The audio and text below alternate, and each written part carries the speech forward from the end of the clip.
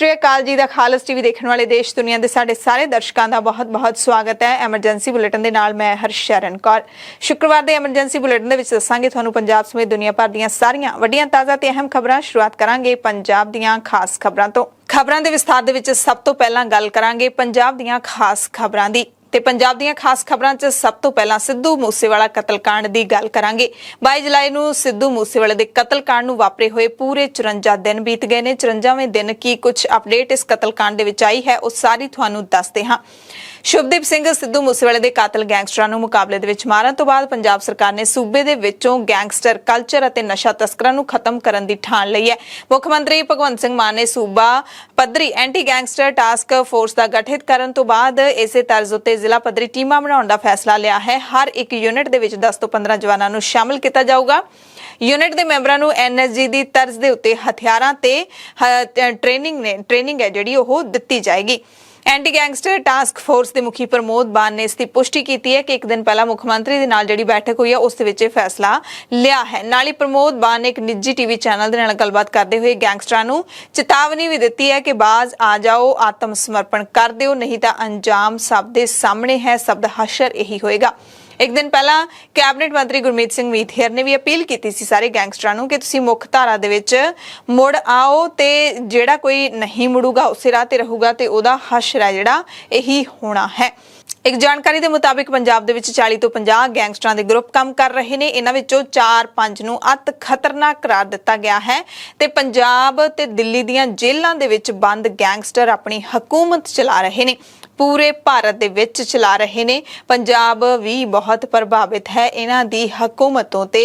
यह हुकूमत है जिहड़ी जेलां दे विच बैठे बैठे किवें चल सकदी है, इस तो कोई भी अनजान नहीं हैगा कि सिर ते किहदियां छावां हुंदियां ने जिस दे तहत जिहदियां छावां दे थल्ले तुसीं जेलां दे विच रह के भी अपना खतरनाक खेड खेल सकदे हो। उधर मूसेवाले नूं कथित तौर ते गोलियां मारन वाले जगरूप सिंह रूपा ते मनप्रीत सिंह मन्नू दा शुक्रवार तड़कसार अंतिम संस्कार कर दिता गया। दोवें बुधवार नूं अटारी दे कोले पुलिस मुकाबले दे विच मारे गए सी। जगरूप रूपा दी लाश नूं तरनतारन दे पिंड जौड़ा लिजाया गया जिथे तड़के करीब 2 बजे उसका संस्कार किया गया। इस दौरान मनप्रीत सिंह मन्नू दी लाश पोस्टमार्टम तो बाद देर शाम मोगा दे पिंड कुस्सा पहुंची जिथे परिवार ते पंचायत दी हाजरी दे विच शुक्रवार तड़के 3 बजे उहदा अंतिम संस्कार कर दिता गया। संस्कार दे वेले पुलिस ने काफी सख्त सुरक्षा प्रबंध किए हुए सन। इस दरमियान दोवां दी पोस्टमार्टम रिपोर्ट भी आ गई है। रिपोर्ट दे विच पुष्टि हुई है कि दोवां दे 4-4 गोलियां वजियां ने जिस कारण इन्हां दी मौत हो गई। मनप्रीत मन्नू कुस्सा दे मत्थे ते सिर च गोलियां वजियां ने जबकि शूटर जगरूप रूपा दे खब्बे हत्थ अते ढिड तो इलावा गर्दन अते लत्त ते गोली लगी है। इस एनकाउंटर नूं किवें अंजाम दिता गया इस बारे AGTF दे मुखी प्रमोद बान ने फिर एक निजी टीवी चैनल दे नाल गलबात कीती अते दस्सिया कि एनकाउंटर दे विच मारे गए दोवें शूटरां दी लीड पहलां तो ही पंजाब पुलिस कोल सी। 3-4 दिनां तो ही इन्हां दा पिछा कीता जा रहा सी। इन्हां दा पिछा करदे होए पुलिस इसे थां ते पहुंची सी ते दोवें गैंगस्टर मनप्रीत मन्नू कुस्सा ते जगरूप रूपा मुकाबले वाले दिन ही कहंदे इत्थे पहुंचे सी। सवेरे इत्थे पहुंचे सी ते 10:30 बजे मुकाबला शुरू भी हो गया सी। प्रमोद बान ने भी कहा कि शूटरां नूं कई बारी सरेंडर करन दे लई कहा गया पर वो लगातार फायरिंग करते रहे। हथियार जिहड़े मिले ने उन्हां बारे भी उन्होंने जानकारी दी है। वड्डा खुलासा कीता कि इन्हां नूं हथियार सरहद पार तो अते इस तो इलावा यूपी अते मध्य प्रदेश तो सप्लाई किए जा रहे सी। इसे करके इन्हां कोल हथियारां दा वड्डा जखीरा सी। शार्प शूटरां दे पाकिस्तान भज्जण दीयां कोशिशां वाली गल ते AGTF मुखी ने कहा कि अजिही साडे कोल कोई जानकारी नहीं है कि इन्हां ने पाकिस्तान भज्जण दी कोशिश कीती सी। ते वीरवार नूं इह भी गल सामने आई सी कि सिद्धू मूसेवाले दे पिता नूं भी हुण जानो मारन दीयां धमकियां मिल रहीआं ने ते बहुत ही शर्मनाक तरीके दे नाल लिखिया जा रहा है कि हुण बापू दा नंबर आऊगा, यानी कि सिद्धू मूसेवाले दे पिता नूं भी असीं मारांगे। बहुत वख-वख थावां तो इन्हां नूं धमकियां मिल रहीआं सन। इस ते भी AGTF चीफ प्रमोद बान बोले ने। उन्हां ने कहा कि इस गल ते असीं पूरी तरह दे नाल नज़र रख रहे हां ते पिछले काफ़ी दिनां तो अजिहे फोन आउणे बंद हो गए ने, धमकियां दा मिलना घट हो गया है। इन्हां दे विच ਵਿੱਚੋਂ ਬਹੁਤ ਸਾਰੀਆਂ ਜਿਹੜੀਆਂ ਧਮਕੀਆਂ ਨੇ, ਫੋਨ ਕਾਲਸ ਨੇ, ਉਹ ਤਾਂ ਕਹਿੰਦੇ ਨਕਲੀ ਪਾਈਆਂ ਗਈਆਂ ਨੇ, ਯਾਨੀ ਕਿ ਬਿਨਾਂ ਮਤਲਬ ਤੋਂ ਕੁਝ ਲੋਕ ਨੇ ਜਿਹੜੇ ਉਹਨਾਂ ਨੂੰ ਚਸਕੇ ਲੈਣ ਦੀ ਆਦਤ ਹੁੰਦੀ ਹੈ, ਬਿਨਾਂ ਮਤਲਬ ਧਮਕਾਉਣ ਦੀ ਆਦਤ ਹੁੰਦੀ ਹੈ, ਉਹ ਫੇਕ ਨਿਕਲੇ ਨੇ ਤੇ ਕੁਝ ਮਾਮਲਿਆਂ ਦੇ ਵਿੱਚ ਕਹਿੰਦੇ ਦੋਸ਼ੀਆਂ ਨੂੰ ਗ੍ਰਿਫਤਾਰ ਵੀ ਕੀਤਾ ਗਿਆ ਹੈ। ਹਾਲਾਂਕਿ ਡਿਟੇਲ ਦੇ ਵਿੱਚ ਉਹਨਾਂ ਨੇ ਜਾਣਕਾਰੀ ਨਹੀਂ ਦਿੱਤੀ। ਤੇ ਇਸੇ ਮਸਲੇ ਤੇ ਪੰਜਾਬ ਕਾਂਗਰਸ ਦੇ ਪ੍ਰਧਾਨ ਅਮਰਿੰਦਰ ਸਿੰਘ ਰਾਜਾ ਵੜਿੰਗ ਨੇ ਪੰਜਾਬ ਦੀ ਆਮ ਆਦਮੀ ਪਾਰਟੀ ਦੀ ਸਰਕਾਰ ਤੋਂ ਸਿੱਧੂ ਮੂਸੇਵਾਲੇ ਦੇ ਪਿਤਾ ਦੀ ਸੁਰੱਖਿਆ ਦੀ ਮੰਗ ਵੀ ਕੀਤੀ ਹੈ। ਉਹਨਾਂ ਕਿਹਾ ਹੈ ਕਿ ਮੂਸੇਵਾਲੇ ਦੇ ਪਿਤਾ ਬਲਕੌਰ ਸਿੰਘ ਨੂੰ ਜਾਨੋਂ ਮਾਰਨ ਦੀਆਂ ਧਮਕੀਆਂ ਮਿਲੀਆਂ ਨੇ ਤੇ ਇਹਨਾਂ ਨੂੰ ਸਰਕਾਰ ਨੂੰ ਗੰਭੀਰਤਾ ਦੇ ਨਾਲ ਲੈਣਾ ਚਾਹੀਦਾ ਹੈ ਤੇ ਸਖਤ ਸੁਰੱਖਿਆ ਪ੍ਰਬੰਧ ਕੀਤੇ ਜਾਣੇ ਚਾਹੀਦੇ ਨੇ ਤੇ ਪਤਾ ਲਾਉਣਾ ਚਾਹੀਦਾ ਹੈ ਕਿ ਇਹਨਾਂ ਧਮਕੀਆਂ ਦੇ ਪਿੱਛੇ ਹੈ ਕੌਣ, ਥ੍ਰੈਟ ਕਰਨ ਵਾਲਾ ਕੌਣ ਹੈ। ਤੇ ਹੁਣ ਸ਼ੁੱਕਰਵਾਰ ਨੂੰ ਜਿਹੜੀ ਅਹਿਮ ਗੱਲ ਸਾਹਮਣੇ ਆਈ ਹੈ, ਅਹਿਮ ਅਪਡੇਟ ਸਾਹਮਣੇ ਆਈ ਹੈ ਇਸ ਕਤਲकांड ਦੇ ਵਿੱਚ, ਉਹਦੀ ਗੱਲ ਵੀ ਤੁਹਾਨੂੰ ਦੱਸ ਦਿੰਦੇ ਹਾਂ। ਉਹ ਖਬਰ ਅਹਿਮ ਇਹ ਹੈ ਕਿ ਕਤਲकांड ਮਾਮਲੇ ਨੂੰ ਲੈ ਕੇ ਇੱਕ ਨਵੀਂ ਫੋਨ ਕਾਲ ਰਿਕਾਰਡਿੰਗ ਵਾਇਰਲ ਹੋਈ ਹੈ। ਗੈਂਗਸਟਰ ਲਾਰੈਂਸ ਬਿਸ਼ਨੋਈ ਅਤੇ ਮੂਸੇਵਾਲੇ ਦੇ ਸ਼ੂਟਰ ਦੇ ਵਿਚਕਾਰ, ਯਾਨੀ ਕਿ ਮੂਸੇਵਾਲੇ ਨੂੰ ਮਾਰਨ ਵਾਲੇ ਕਾਤਲ ਦੇ ਵਿਚਾਲੇ ਹੋਈ ਗੱਲਬਾਤ ਇਸ ਨੂੰ ਦੱਸਿਆ ਜਾ ਰਿਹਾ ਹੈ, ਪਰ ਦ ਖਾਲਸ ਟੀਵੀ ਇਸ ਫੋਨ ਕਾਲ ਦੀ ਅਧਿਕਾਰਤ ਤੌਰ ਤੇ ਪੁਸ਼ਟੀ ਨਹੀਂ ਕਰਦਾ ਹੈ। AGTF ਦੇ ਸੂਤਰਾਂ ਦੇ ਮੁਤਾਬਿਕ ਇਹ ਫੋਨ ਰਿਕਾਰਡਿੰਗ 29 ਮਈ ਦੀ ਕਰੀਬ ਸ਼ਾਮ 5:30 ਵਜੇ ਦੀ ਹੈ, ਜਦੋਂ ਮੂਸੇਵਾਲੇ ਦਾ ਕਤਲ ਕਰ ਦਿੱਤਾ ਗਿਆ ਸੀ। ਫੋਨ ਕਾਲ ਦੇ ਵਿੱਚ ਜੇਲ੍ਹ 'ਚ ਬੰਦ ਲਾਰੈਂਸ ਬਿਸ਼ਨੋਈ ਨੂੰ ਮੂਸੇਵਾਲੇ ਦੇ ਕਤਲ ਬਾਰੇ ਜਾਣਕਾਰੀ ਦਿੱਤੀ ਗਈ ਸੀ। ਇਹ ਜਾਣਕਾਰੀ ਕਿਸ ਤਰੀਕੇ ਦੇ ਨਾਲ ਦਿੱਤੀ ਗਈ ਸੀ, ਦੋਨਾਂ ਦੇ ਵਿਚਾਲੇ ਕੀ ਗੱਲਬਾਤ ਹੋਈ ਹੈ, ਉਹ ਅਸੀਂ ਤੁਹਾਨੂੰ ਸਾਰੀ ਰਿਕਾਰਡਿੰਗ ਹੈ ਜਿਹੜੀ ਉਹ ਸੁਣਾਉਂਦੇ ਹਾਂ। हेलो हेलो हेलो हेलो, हाँ जी जी बोलिए। बात हो सकती है? हाँ बिल्कुल हो सकती है, करवाना ही जरूरी है। बोल रहे हैं। हाँ जी, एक मिनट। हाँ थोड़ा जल्दी बता के लो होल्ड पे। हेलो लाइव स्पीकर ऑन करें, गोल्डन लाइट ऑन। मेरी गल सुन, बहुत मुबारक भरा नु। ठीक हो? ठीक हो? हाँ मैं ठीक है। मैं ज्ञानी चढ़ा था गड्डी। हैं? ज्ञानी चढ़ा था गड्डी। की करता? मैं ज्ञानी चढ़ा था गड्डी, उससे वाला मारता मारता मारता मारता। ओके करो। ਸੋ ਸਾਰੀ ਗੱਲਬਾਤ ਤੁਸੀਂ ਸੁਣ ਲਈ ਹੈ। ਸੁਣ ਕੇ ਪਤਾ ਲੱਗਦਾ ਕਿ ਸ਼ੂਟਰ ਦਾ ਫੋਨ ਪਹਿਲਾਂ ਜੇਲ੍ਹ ਦੇ ਵਿੱਚੋਂ ਕਿਸੇ ਹੋਰ ਨੇ ਚੁੱਕਿਆ ਸੀ। ਉਸ ਤੋਂ ਬਾਅਦ ਉਹਦੀ ਗੈਂਗਸਟਰ ਲਾਰੈਂਸ ਦੇ ਨਾਲ ਗੱਲ ਹੋਈ, ਕਿਉਂਕਿ ਗੱਲਬਾਤ ਦੇ ਵਿੱਚ ਵੀ ਲਾਰੈਂਸ ਦਾ ਨਾਮ ਲੈ ਰਿਹਾ ਹੈ। ਸ਼ੂਟਰ ਦੇ ਵੱਲੋਂ ਬਿਸ਼ਨੋਈ ਨੂੰ ਵਾਰੀ-ਵਾਰੀ ਦੱਸਿਆ ਗਿਆ ਕਿ ਗਿਆਨੀ ਨੂੰ ਗੱਡੀ ਚਾੜ ਦਿੱਤਾ ਗਿਆ ਹੈ, ਪਰ ਬਿਸ਼ਨੋਈ ਨੂੰ ਸਮਝ ਨਹੀਂ ਲੱਗੀ। ਫਿਰ ਜਦੋਂ ਉਹਨੇ ਨਾਮ ਲਿਆ ਕਿ ਮੂਸੇਵਾਲਾ ਮਾਰ ਦਿੱਤਾ, ਤਾਂ ਉਹਨੇ ਚੌਂਕਦਿਆਂ ਕਿਹਾ ਵੀ ਹੈ ਮਾਰ ਦਿੱਤਾ, ਸੱਚੀ ਮੁੱਚੀ ਮਾਰ ਦਿੱਤਾ, ਪੱਕੀ ਗੱਲ ਹੈ। ਤਾਂ ਉਹਨੇ ਉਹਦੇ ਤੇ ਮੋਹਰ ਲਾਈ ਕਿ ਬਿਲਕੁਲ ਪੱਕੀ ਗੱਲ ਹੈ, ਤੇ ਫਿਰ ਉਹਨੇ ਇਹ ਕਹਿ ਕੇ ਫੋਨ ਕਟਵਾਤਾ ਕਿ ਓਕੇ ਫੋਨ ਕੱਟ ਦਿਓ। ਹਾਲਾਂਕਿ ਪੁਲਿਸ ਨੇ ਇਸ ਕਾਲ ਰਿਕਾਰਡਿੰਗ ਦੇ ਬਾਰੇ ਹਾਲੇ ਕੋਈ ਵੀ ਅਧਿਕਾਰਿਤ ਤੌਰ ਤੇ ਜਾਣਕਾਰੀ ਨਹੀਂ ਦਿੱਤੀ ਹੈ, ਪਰ ਇੱਕ ਬਹੁਤ ਵੱਡਾ ਸਬੂਤ ਹੈ। ਉਧਰ ਲਾਰੈਂਸ ਬਿਸ਼ਨੋਈ ਦੇ ਆਵਾਜ਼ ਦੇ ਜਿਹੜੇ ਸੈਂਪਲ ਨੇ ਉਹ ਵੀ ਲਏ ਗਏ ਨੇ, ਆਵਾਜ਼ ਦੇ ਨਮੂਨੇ ਲਏ ਗਏ ਨੇ ਉਸਦੀ ਆਵਾਜ਼ ਪਛਾਣਨ ਦੇ ਲਈ। ਤੇ ਫੋਨ ਦੇ ਵਿੱਚ ਜਿਸ ਤਰੀਕੇ ਦੇ ਨਾਲ ਉਹ ਗੱਲ ਕਰ ਰਿਹਾ ਸੀ, ਇਹ ਤਾਂ ਨਹੀਂ ਸੀ ਕਿ ਉਹ ਕੋਈ ਨਕਲੀ ਆਵਾਜ਼ ਕੱਢ ਕੇ ਗੱਲ ਕਰ ਰਿਹਾ ਹੈ।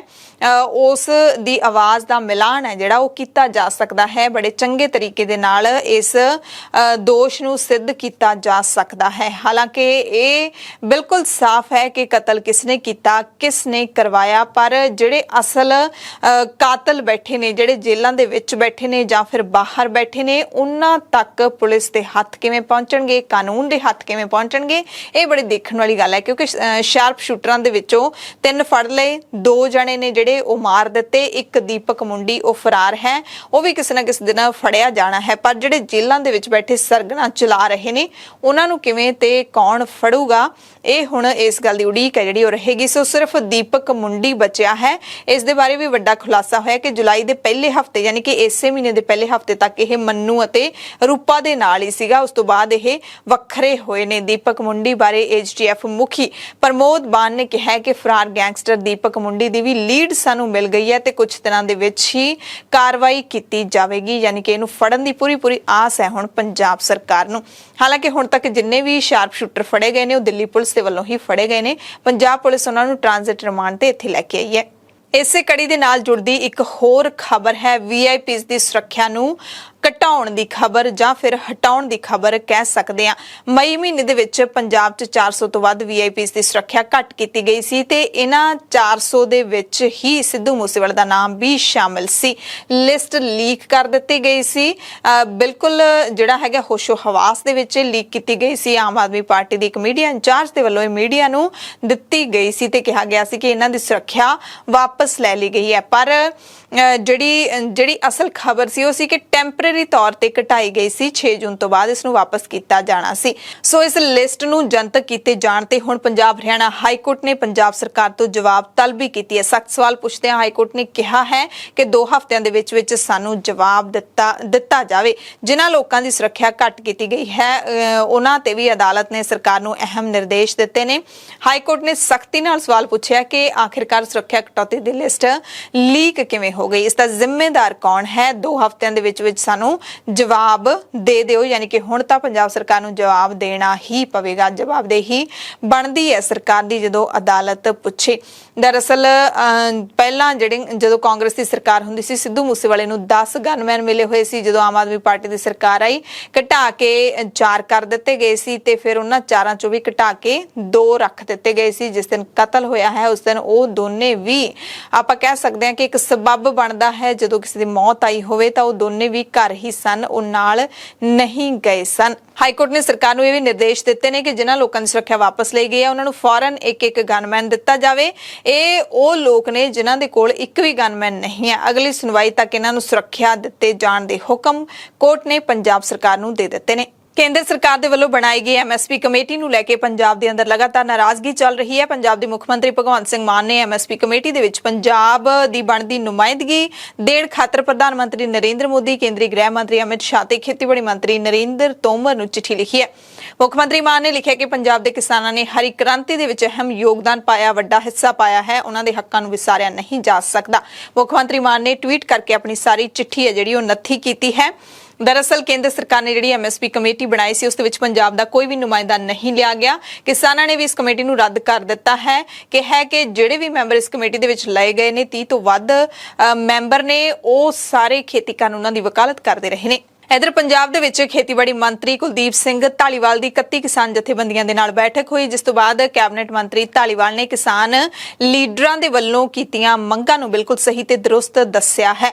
ਉਹਨਾਂ ਕਿਹਾ ਕਿ ਸਰਕਾਰ ਸਾਰੀਆਂ ਮੰਗਾਂ ਤੇ ਵਿਚਾਰ ਕਰੇਗੀ, ਪੜਾਅਵਾਰ ਹਰ ਮੰਗ ਨੂੰ ਪੂਰਾ ਕੀਤਾ ਜਾਊਗਾ। ਕਿਸਾਨਾਂ ਦੀਆਂ ਮੁਸ਼ਕਲਾਂ ਦੇ ਹੱਲ ਦੇ ਲਈ ਇੱਕ ਵੱਡਾ ਫੈਸਲਾ ਵੀ ਲਿਆ ਗਿਆ ਕਿ ਹਰ ਮਹੀਨੇ ਸਰਕਾਰ ਕਿਸਾਨ ਜਥੇਬੰਦੀਆਂ ਦੇ ਲੀਡਰਾਂ ਦੇ ਨਾਲ ਬੈਠਕ ਕਰੇਗੀ। ਮੁਸ਼ਕਲਾਂ ਨੂੰ ਸੁਣ ਕੇ ਉਹਨਾਂ ਦਾ ਹੱਲ ਕਰਨ ਦਾ ਵਾਅਦਾ ਵੀ ਕੀਤਾ ਹੈ ਕਿ ਸਰਕਾਰ ਕਿਸਾਨਾਂ ਦੀ ਮੁਸ਼ਕਲਾਂ ਨੂੰ ਪਹਿਲ ਦੇ ਆਧਾਰ ਤੇ ਹੱਲ ਕਰੇਗੀ, ਕਿਉਂਕਿ ਪੰਜਾਬ ਦੀ 72% ਦੀ ਆਬਾਦੀ ਸਿੱਧੇ ਜਾਂ ਅਸਿੱਧੇ ਤੌਰ ਤੇ ਖੇਤੀ ਤੇ ਨਿਰਭਰ ਹੈ। ਧਾਲੀਵਾਲ ਨੇ ਨਾਲ ਹੀ ਪੰਜਾਬ ਦੇ ਕਿਸਾਨਾਂ ਨੂੰ ਬੇਨਤੀ ਵੀ ਕੀਤੀ ਕਿ ਉਹ ਪਾਣੀ ਨੂੰ ਬਚਾਉਣ ਵਾਲੇ ਪਾਸੇ ਵੀ ਧਿਆਨ ਦੇਣ, ਕਿਉਂਕਿ ਸਾਡੇ ਕੋਲ ਧਰਤੀ ਹੇਠਲਾ ਸਿਰਫ 20% ਪਾਣੀ ਹੀ ਬਚਿਆ ਹੈ। ਨਾਲ ਹੀ ਉਹਨਾਂ ਨੇ ਪੰਜਾਬ ਸਰਕਾਰ ਦੇ ਵੱਲੋਂ ਖੇਤੀ ਦੇ ਲਈ ਨਵੀਂ ਨੀਤੀ ਲਿਆਂਦੇ ਜਾਣ ਦੀ ਖਬਰ ਵੀ ਦਿੱਤੀ ਕਿ ਹੈ ਕਿ ਇਸ ਨੀਤੀ ਦੇ ਰਾਹੀਂ ਪੰਜਾਬ 'ਚ ਖੇਤੀਬਾੜੀ ਦਾ ਵਿਕਾਸ ਕੀਤਾ ਜਾਏਗਾ। ਮਿੱਲ ਮਾਲਕਾਂ ਦੇ ਨਾਲ ਮੁੱਖ ਮੰਤਰੀ ਦੀ ਮੀਟਿੰਗ ਇਸੇ ਮਹੀਨੇ ਦੇ ਅੰਤ ਤੱਕ ਹੋਏਗੀ ਤੇ ਉਹਨਾਂ ਨੂੰ ਚੇਤਾਵਨੀ ਵੀ ਜਾਰੀ ਕੀਤੀ ਜਾਏਗੀ ਕਿ ਜਲਦੀ ਕਿਸਾਨਾਂ ਦਾ ਸਾਲਾਂ ਤੋਂ ਖੜਾ ਬਕਾਇਆ ਉਹਨਾਂ ਨੂੰ ਦਿੱਤਾ ਜਾਵੇ, ਨਹੀਂ ਤਾਂ ਸਰਕਾਰ ਖੰਡ ਮਿੱਲਾਂ ਦਾ ਪ੍ਰਬੰਧ ਆਪਣੇ ਹੱਥਾਂ ਦੇ ਵਿੱਚ ਲੈ ਲਵੇਗੀ। ਇਹ ਸਾਰੇ ਵੱਡੇ ਐਲਾਨ ਮੰਤਰੀ ਜੀ ਨੇ ਮੀਟਿੰਗ ਤੋਂ ਬਾਅਦ ਕੀਤੇ ਨੇ। ਕਿਸਾਨ ਲੀਡਰਾਂ ਨੇ ਹੋਰ ਵੀ ਬਹੁਤ ਮੰਗਾਂ ਰੱਖੀਆਂ। ਉਹਨਾਂ ਦੀਆਂ 56 ਮੰਗਾਂ ਜਿਹੜੀਆਂ ਪੰਜਾਬ ਨਾਲ ਸੰਬੰਧਿਤ ਉਹਨਾਂ ਨੇ ਅੱਜ ਰੱਖੀਆਂ। ਬੋਲੇ ਸਾਰੇ ਜਣੇ, ਉਦੋਂ ਮੰਗਾਂ ਬਹੁਤ ਦਰੁਸਤ ਤੇ ਸਹੀ ਮੰਗਾਂ, ਪਰ ਉਹਨਾਂ ਲਈ ਕਿਉਂਕਿ ਕੋਈ ਪਾਣੀ ਨਾਲ ਸੰਬੰਧਿਤ ਸੀਗੀ, ਕੋਈ ਹੋਰ ਚੀਜ਼ਾਂ ਨਾਲ ਸੰਬੰਧਿਤ ਸੀਗੀ, ਕੋਈ ਕਰਜ਼ੇ ਨਾਲ ਸੰਬੰਧਿਤ ਸੀਗੀ, ਉਹ ਸਾਰੀਆਂ ਮੰਗਾਂ ਤੇ ਅਸੀਂ ਪੜਾਅਵਾਰ ਮੈਂ ਪੰਜਾਬ ਦੀ ਕਿਸਾਨ ਜਥੇਬੰਦੀਆਂ ਦੇ ਆਗੂਆਂ ਨੂੰ ਕਿਹਾ ਕਿ ਹਰ ਮਹੀਨੇ ਆਪਾਂ ਇੱਕ ਮੀਟਿੰਗ ਕਰਿਆ ਕਰਾਂਗੇ ਔਰ 10-10 ਮੰਗਾਂ ਜਿਹੜੀਆਂ ਉਹਨਾਂ ਨੂੰ ਕਰਕੇ ਉਹਨਾਂ ਦਾ ਨਿਪਟਾਰਾ ਕਰਾਂਗੇ। ਔਰ ਜੋ ਮੈਂ ਤੁਹਾਡੇ ਰਾਹੀਂ ਪੰਜਾਬ ਦੇ ਕਿਸਾਨਾਂ ਨੂੰ, ਘਰੀ ਬੈਠੇ ਕਿਸਾਨਾਂ ਨੂੰ ਇਹ ਦੱਸਣਾ ਚਾਹੁੰਦਾ ਕਿ ਅਸੀਂ ਜਲਦੀ, ਪਹਿਲੀਆਂ ਸਰਕਾਰਾਂ ਨੇ ਕੀ ਕੀਤਾ ਉਹ ਤਾਂ ਸਾਨੂੰ ਨਹੀਂ ਪਤਾ ਜੀ, ਜੋ ਕਰ ਗਏ, ਪਰ ਭਗਵੰਤ ਸਿੰਘ ਮਾਨ ਜੀ ਦੀ ਸਰਕਾਰ ਜਲਦੀ ਹੀ ਖੇਤੀ ਦੇ ਬਾਰੇ 'ਚ ਇੱਕ ਪਾਲਿਸੀ ਲੈ ਕੇ ਆਊਗੀ, ਜਿਹਦੇ ਨਾਲ ਅਸੀਂ ਖੇਤੀ ਨੂੰ ਕਿੱਦਾਂ ਡਿਵੈਲਪ ਕਰਨਾ ਪੰਜਾਬ ਦੇ ਵਿੱਚ, ਉਹ ਸਾਰਾ ਪ੍ਰੋਗਰਾਮ ਬਣਾ ਕੇ ਤੇ ਪੰਜਾਬ ਦੇ ਵਿੱਚ ਖੇਤੀ ਨੂੰ ਜਿਹੜਾ ਉਹ ਡਿਵੈਲਪ ਕਰਾਂਗੇ। ਮੈਨੂੰ ਲੱਗਦਾ ਕਿ ਐਸੇ ਮਹੀਨੇ ਦੇ ਅਖੀਰ ਤੱਕ ਮੀਟਿੰਗ ਹੋ ਜੂਗੀ ਮਾਨ ਸਾਹਿਬ ਦੀ ਉਹਨਾਂ ਦੇ ਨਾਲ, ਜਦੋਂ ਮੀਟਿੰਗ ਹੋ ਗਈ ਇੱਕ ਦਾ ਸੱਦ ਕੇ ਉਹਨਾਂ ਨੂੰ ਵਾਰਨਿੰਗ ਦੇਣੀ ਹੈ, ਮਹੀਨੇ ਡੇਢ ਮਹੀਨੇ ਦਾ ਟਾਈਮ ਦੇਣਾ ਵੀ ਜਾਂ ਪੈਸੇ ਦਿਓ, ਨਹੀਂ ਤੇ ਮਿਲਾਂ ਬੰਦ ਕਰੋ, ਅਸੀਂ ਮਿਲਾਂ ਆਪੇ ਚਲਾ ਲੈਣਾ। ਪੰਜਾਬ ਦੀ ਧਰਤੀ ਤੇ ਸ੍ਰੀ ਗੁਰੂ ਗ੍ਰੰਥ ਸਾਹਿਬ ਜੀ ਦੀ ਪਵਿੱਤਰ ਬਾਣੀ ਦੀ ਬੇਅਦਬੀ ਦਾ ਜਿਹੜਾ ਘਿਨਾਉਣਾ ਕੁਕਰਮ ਹੈ ਉਹ ਰੁਕ ਨਹੀਂ ਰਿਹਾ। ਗੁਰਦਾਸਪੁਰ ਤੋਂ ਤਾਜ਼ਾ ਖਬਰ ਸਾਹਮਣੇ ਆਈ ਹੈ, ਜਿੱਥੇ ਕਲਾਨੌਰ ਦੇ ਇਤਿਹਾਸਿਕ ਗੁਰਦੁਆਰਾ ਬਾਬਾ ਬੰਦਾ ਸਿੰਘ ਬਹਾਦਰ ਵਿਖੇ ਪੋਥੀ ਸਾਹਿਬ ਯਾਨੀ ਕਿ ਗੁਟਕਾ ਸਾਹਿਬ ਦੀ ਬੇਅਦਬੀ ਹੋਈ ਹੈ। ਗੁਰਦੁਆਰਾ ਸਾਹਿਬ ਚ ਪਹੁੰਚੇ ਨੇੜੇ ਦੇ ਇੱਕ ਪਿੰਡ ਦੇ ਨੌਜਵਾਨ ਨੇ ਇੱਕ ਔਰਤ ਦੇ ਹੱਥ ਵਿੱਚੋਂ ਗੁਟਕਾ ਸਾਹਿਬ ਖੋਹ ਕੇ ਪਾੜਨ ਦੀ ਕੋਸ਼ਿਸ਼ ਕੀਤੀ, ਪਰ ਗੁਰੂ ਘਰ ਦੇ ਗ੍ਰੰਥੀ ਬਾਬਾ ਬਲਕਾਰ ਸਿੰਘ ਨੇ ਇਹ ਵੇਖ ਕੇ ਉਹਨੂੰ ਮੌਕੇ ਤੇ ਹੀ ਦਬੋਚ ਲਿਆ। ਲੋਕ ਵੀ ਗੁਰੂ ਘਰ ਵਿਖੇ ਇਕੱਠੇ ਹੋਣੇ ਨਾਲ ਦੀ ਨਾਲ ਸ਼ੁਰੂ ਹੋ ਗਏ। ਦੋਸ਼ੀ ਨੂੰ ਲੋਕਾਂ ਦੇ ਗੁੱਸੇ ਦਾ ਸਾਹਮਣਾ ਵੀ ਕਰਨਾ ਪਿਆ, ਉਸ ਦੀ ਮਾਰ ਕੁਟਾਈ ਵੀ ਕੀਤੀ ਗਈ। ਇਸ ਤੋਂ ਬਾਅਦ ਪੁਲਿਸ ਦੇ ਹਵਾਲੇ ਕਰ ਦਿੱਤਾ ਗਿਆ। ਇਸ ਤੋਂ ਪਹਿਲਾਂ ਜਿਹੜਾ ਹੈਗਾ ਉਹ ਇੱਕ ਘਟਨਾ ਹਰਿਆਣੇ ਤੋਂ ਵੀ ਸਾਹਮਣੇ ਆਈ ਸੀ ਤੇ ਐਸਜੀਪੀਸੀ ਪ੍ਰਧਾਨ ਐਡਵੋਕੇਟ ਹਰਜਿੰਦਰ ਸਿੰਘ ਧਾਮੀ ਨੇ ਇਸ ਤੇ ਸਖਤ ਇਤਰਾਜ਼ ਵੀ ਜਤਾਇਆ ਅਤੇ ਅਸਲ ਦੋਸ਼ੀ ਨੇ ਜਿਹੜੇ ਇਹਨਾਂ ਬੇਅਦਬੀਆਂ ਦੇ ਪਿੱਛੇ ਉਹਨਾਂ ਨੂੰ ਫੜਨ ਦੀ ਮੰਗ ਕੀਤੀ। ਰਾਜਸਥਾਨ ਦੇ ਅਲਵਰ ਤੋਂ ਖਬਰ ਹੈ, ਜਿੱਥੇ ਇੱਕ ਸਾਬਕਾ ਗ੍ਰੰਥੀ ਦੀਆਂ ਅੱਖਾਂ 'ਚ ਮਿਰਚਾਂ ਪਾ ਕੇ ਉਸ ਨਾਲ ਕੁੱਟਮਾਰ ਕੀਤੀ ਗਈ। ਦੋਸ਼ ਗ੍ਰੰਥੀ ਨੇ ਖੁਦ ਲਾਏ ਨੇ। ਕੇਸਾਂ ਦੀ ਬੇਅਦਬੀ ਵੀ ਕੀਤੀ ਗਈ। ਇਹ ਘਟਨਾ 21 ਜੁਲਾਈ ਦੀ ਸ਼ਾਮ ਨੂੰ ਵਾਪਰੀ। ਪੁਲਿਸ ਨੇ ਇਸ ਮਾਮਲੇ ਦੇ ਵਿੱਚ ਧਾਰਮਿਕ ਭਾਵਨਾਵਾਂ ਭੜਕਾਉਣ ਦਾ ਕੇਸ ਦਰਜ ਕਰ ਲਿਆ। ਸਾਬਕਾ ਗ੍ਰੰਥੀ ਹਸਪਤਾਲ ਦੇ ਵਿੱਚ ਦਾਖਲ ਹੈ। ਫਰੀਦਕੋਟ ਤੋਂ ਖਬਰ ਹੈ, ਬਹੁਤ ਹੀ ਦਿਲ ਦਹਿਲਾਉਣ ਵਾਲੀ ਖਬਰ ਹੈ, ਕਿਉਂਕਿ ਕਰੀਬ ਮਹੀਨਾ ਪਹਿਲਾਂ ਇਥੋਂ ਦੀ ਭਾਨ ਸਿੰਘ ਕਲੋਨੀ ਦੇ ਵਿੱਚੋਂ ਇੱਕ ਪਰਿਵਾਰ ਅਚਾਨਕ ਲਾਪਤਾ ਹੋ ਗਿਆ ਸੀ। ਚੰਗਾ ਭਲਾ ਹੱਸਦਾ ਵਸਦਾ ਪਰਿਵਾਰ ਸੀ। ਪਤੀ ਪਤਨੀ ਤੇ ਉਹਨਾਂ ਦੇ 2 ਬੱਚੇ ਸਨ, ਇੱਕ ਮੁੰਡਾ ਸੀ, ਇੱਕ ਕੁੜੀ ਸੀ। ਅਚਾਨਕ ਲਾਪਤਾ ਹੋ ਜਾਂਦੇ ਨੇ ਜਦੋਂ ਇਹ ਘੁੰਮਣ ਲਈ ਘਰੋਂ ਬਾਹਰ ਜਾਂਦੇ ਨੇ। ਪਰਿਵਾਰ ਦੀਆਂ ਲਾਸ਼ਾਂ ਮਿਲੀਆਂ ਨੇ। ਹੁਣ ਫਰੀਦਕੋਟ ਚੋਂ ਲੰਘਦੀ ਸਰਹੰਦ ਫੀਡਰ ਦੇ ਵਿੱਚੋਂ ਇਹਨਾਂ ਦੀਆਂ ਮ੍ਰਿਤਕ ਦੇਹਾਂ ਮਿਲ ਗਈਆਂ ਨੇ। ਸੂਚਨਾ ਮੁਤਾਬਿਕ ਪਰਿਵਾਰ ਦੇ 4 ਜੀ ਆਪਣੀ ਕਾਰ ਤੇ ਮਹੀਨਾ ਪਹਿਲਾਂ ਘੁੰਮਣ ਗਏ ਸੀ। ਅੰਮ੍ਰਿਤਸਰ ਇਹਨਾਂ ਨੇ ਜਾਣਾ ਸੀ ਪਰ ਮੁੜ ਕੇ ਵਾਪਸ ਨਹੀਂ ਆਏ। ਲਗਾਤਾਰ ਮਹੀਨੇ ਤੋਂ ਇਹਨਾਂ ਦੀ ਭਾਲ ਕੀਤੀ ਜਾ ਰਹੀ ਸੀ। ਇੱਕ ਦਿਨ ਪਹਿਲਾਂ ਹੀ ਸਰਹੰਦ ਫੀਡਰ ਦਾ ਪਾਣੀ ਮੀਂਹ ਕਰਕੇ ਬੰਦ ਕੀਤਾ ਗਿਆ। ਪਾਣੀ ਘਟਣ ਤੋਂ ਬਾਅਦ ਸ਼ਹਿਰ ਦੇ ਨੇੜਿਓਂ ਨਹਿਰ ਦੇ ਵਿੱਚੋਂ ਕਾਰ ਮਿਲੀ। ਪੁਲਿਸ ਨੇ ਲਾਸ਼ਾਂ ਦੀ ਸ਼ਨਾਖਤ ਹੋਣ ਦੀ ਪੁਸ਼ਟੀ ਤਾਂ ਨਹੀਂ ਕੀਤੀ, ਪਰ ਪਰਿਵਾਰਕ ਮੈਂਬਰਾਂ ਦੇ ਮੁਤਾਬਿਕ ਇਹ ਉਹੀ ਪਰਿਵਾਰ ਹੈ ਜੋ ਮਹੀਨਾ ਪਹਿਲਾਂ ਭਾਨ ਸਿੰਘ ਕਲੋਨੀ ਤੋਂ ਗੁੰਮ ਹੋਇਆ ਸੀ। ਕਾਰ ਦੀ ਸ਼ਨਾਖਤ ਕਰ ਲਈ ਗਈ ਹੈ। ਉਸ ਤੋਂ ਬਾਅਦ ਪਰਿਵਾਰ ਨੂੰ ਇਹ ਜਿਹੜੀ ਹੈਗੀ ਹੈ ਇਸ ਗੱਲ ਦੀ ਪੁਸ਼ਟੀ ਹੋਈ ਹੈ ਕਿ ਉਹਨਾਂ ਦਾ ਪਰਿਵਾਰ ਹੀ ਇਸ ਹਾਦਸੇ ਦਾ ਸ਼ਿਕਾਰ ਹੋ ਗਿਆ ਹੈ। ਜਿਹੜੀਆਂ ਲਾਸ਼ਾਂ ਨੇ ਬਹੁਤ ਹੀ ਗਲੀ ਸੜੀ ਹਾਲਤ ਦੇ ਵਿੱਚ ਮਿਲੀਆਂ ਨੇ, ਕਿਉਂਕਿ ਇੱਕ ਪੂਰਾ ਮਹੀਨਾ ਪਾਣੀ ਦੇ ਵਿੱਚ ਫਿਰਦੀਆਂ ਰਹੀਆਂ। ਤੇ ਇਹ ਵੀ ਕੁਦਰਤ ਦੀ ਹੋਣੀ ਕਹਿ ਸਕਦੇ ਹਾਂ ਕਿ ਆਮ ਤੌਰ ਤੇ ਜਦੋਂ ਲਾਸ਼ਾਂ ਪਾਣੀ ਦੇ ਵਿੱਚ ਸੁੱਟੀਆਂ ਜਾਂਦੀਆਂ ਨੇ ਜਾਂ ਫਿਰ ਕੋਈ ਖੁਦਕੁਸ਼ੀ ਕਰ ਲੈਂਦਾ ਹੈ ਜਾਂ ਫਿਰ ਹਾਦਸੇ ਵਾਪਰ ਜਾਂਦੇ ਨੇ ਤਾਂ ਉਹ ਪਾਣੀ ਦੇ ਵਿੱਚ ਤੈਰਦੀਆਂ ਲਾਸ਼ਾਂ ਗਲ ਸੜ ਜਾਂਦੀਆਂ ਨੇ। ਉਹਨਾਂ ਨੂੰ ਕਈ ਵਾਰੀ ਪਾਣੀ ਦੇ ਅੰਦਰ ਜਿਹੜੇ ਜੀਵ ਜੰਤੂ ਹੁੰਦੇ ਨੇ ਉਹ ਵੀ ਖਾ ਜਾਂਦੇ ਨੇ, ਜਾਂ ਫਿਰ ਜਦੋਂ ਕਿਤੇ ਜਾ ਕੇ ਫਸ ਜਾਂਦੀਆਂ ਨੇ ਉਦੋਂ ਕੋਈ ਹੋਰ ਪਸ਼ੂ ਜਾਨਵਰ ਵੀ ਖਾ ਜਾਂਦੇ ਨੇ। ਪਰ ਮਹੀਨੇ ਬਾਅਦ ਇਹਨਾਂ ਚਾਰਾਂ ਦੀਆਂ ਲਾਸ਼ਾਂ ਮਿਲ ਗਈਆਂ ਨੇ ਤੇ ਪਰਿਵਾਰ ਹੈ ਜਿਹੜਾ ਹੁਣ ਇੱਕ ਪਾਸੇ ਉਹਦਾ ਮਨ ਜ਼ਰੂਰ ਲੱਗ ਜੂਗਾ ਕਿ ਹਾਂ ਇਹਨਾਂ ਦੀ ਮੌਤ ਹੋ ਚੁੱਕੀ ਹੈ। ਇਸ ਤਰ੍ਹਾਂ ਕੋਈ ਲਾਪਤਾ ਹੋ ਜਾਵੇ ਉਸ ਦੀ ਉਡੀਕ ਕਰਨੀ, ਉਸ ਬਾਰੇ ਸੋਚਦੇ ਰਹਿਣਾ ਕਿ ਪਤਾ ਨਹੀਂ ਕੀ ਭਾਣਾ ਵਾਪਰੇ, ਉਹ ਬਹੁਤ ਹੀ ਔਖਾ ਹੁੰਦਾ ਹੈ। CBSE ਬੋਰਡ ਨੇ ਇੱਕੋ ਦਿਨ 10ਵੀਂ ਅਤੇ 12ਵੀਂ ਜਮਾਤ ਦੇ ਨਤੀਜਿਆਂ ਦਾ ਐਲਾਨ ਕਰ ਦਿੱਤਾ ਹੈ। 12ਵੀਂ ਦੇ ਨਤੀਜਿਆਂ ਦੇ ਵਿੱਚ 92.71% ਵਿਦਿਆਰਥੀ ਪਾਸ ਹੋਏ ਨੇ, ਜਦਕਿ ਪਿਛਲੇ ਸਾਲ 99.37% ਵਿਦਿਆਰਥੀ ਪਾਸ ਹੋਏ ਸੀ। ਐਤਕੀ ਜਿਹੜਾ ਇਹ ਫੀਸਦ ਅੰਕ ਘਟਿਆ ਹੈ। CBSE ਮੁਤਾਬਿਕ ਕੁੜੀਆਂ ਨੇ ਮੁੰਡਿਆਂ ਦੇ ਨਾਲੋਂ 3.29% ਵਧੀਆ ਪ੍ਰਦਰਸ਼ਨ ਕੀਤਾ ਹੈ, ਯਾਨੀ ਕਿ ਕੁੜੀਆਂ ਨੇ ਬਾਜ਼ੀ ਮਾਰੀ ਹੈ। ਪ੍ਰੀਖਿਆ ਦੇ ਵਿੱਚ 33,000 ਤੋਂ ਵੱਧ ਵਿਦਿਆਰਥੀਆਂ ਨੇ 95% ਤੋਂ ਵੱਧ ਅੰਕ ਹਾਸਲ ਕੀਤੇ ਨੇ, ਜਦਕਿ 1,34,000 ਵਿਦਿਆਰਥੀਆਂ ਨੇ 90% ਤੋਂ ਵੱਧ ਅੰਕ ਲਏ ਨੇ। ਪਹਿਲੀ ਵਾਰੀ ਐਕੈਡੈਮਿਕ ਸੈਸ਼ਨ 2021-22 ਦੇ ਲਈ ਬੋਰਡ ਦੀਆਂ ਪ੍ਰੀਖਿਆਵਾਂ 2 ਸੈਸ਼ਨਾਂ ਦੇ ਵਿੱਚ ਹੋਈਆਂ। ਮੁਹਾਲੀ ਦੀ CBI ਅਦਾਲਤ ਨੇ ਇੱਕ ਵੱਡਾ ਫੈਸਲਾ ਸੁਣਾਇਆ ਹੈ। ਦਹਾਕਿਆਂ ਪੁਰਾਣੇ ਮਾਮਲੇ ਦੇ ਵਿੱਚ ਫੈਸਲਾ ਸੁਣਾਉਂਦੇ ਹੋਏ 3 ਪੰਜਾਬ ਪੁਲਿਸ ਦੇ ਮੁਲਾਜ਼ਮਾਂ ਨੂੰ 3-3 ਸਾਲ ਦੀ ਸਜ਼ਾ ਸੁਣਾਈ ਹੈ।